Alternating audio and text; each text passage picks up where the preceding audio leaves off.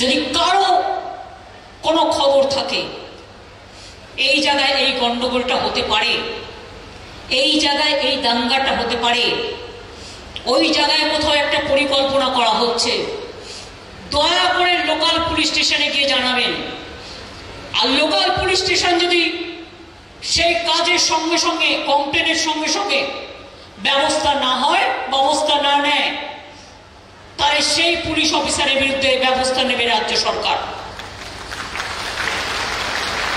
এবং যদি আপনারা এই ধরনের ক্ষতিকারক জিনিস ধরিয়ে দিতে পারেন, আজকাল তো সবার হাতে একটা করে মোবাইল থাকেই, ছবি তুলে রাখবেন, ধরিয়ে দেবেন, দরকার হলে যাকে চেনেন তার মারফত ছবি পাঠাবেন।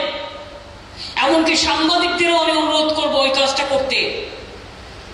আপনারা অনেকেই আমার ফোন নাম্বার জানেন, দরকার হলে আমাকেও পাঠাতে পারেন। সঙ্গে সঙ্গে আমরা যদি অ্যাকশন নিই, এ ধরনের ঘটনা কেউ ঘটাতে সাহস পায় না।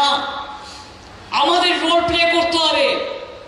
আর যদি কেউ এই ধরনের ঘটনা ধরিয়ে দেন, তাকে সরকার থেকে পুরস্কৃত করা হবে। আমি একথা আপনাদের বলে দিলাম। আমি আগামী 2 মাস টাইম নেব।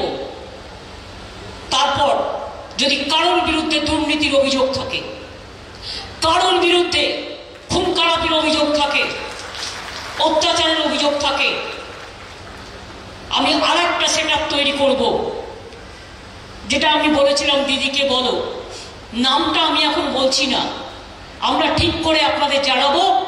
সেইখানে একটা মিস কল দেবেন, দিয়ে আপনার নামটা বলবেন যে আপনি কি চাইছেন এবং কোথায় কি ঘটছে, সঙ্গে সঙ্গে আমি অ্যাকশন নেব।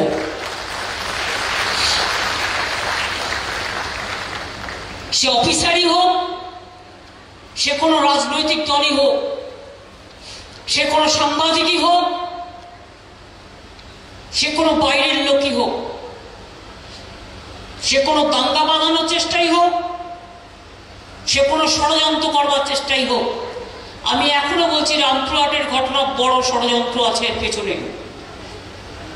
ষড়যন্ত্র করেই করা হয়েছে। আমরা চাই এর বিচার হোক।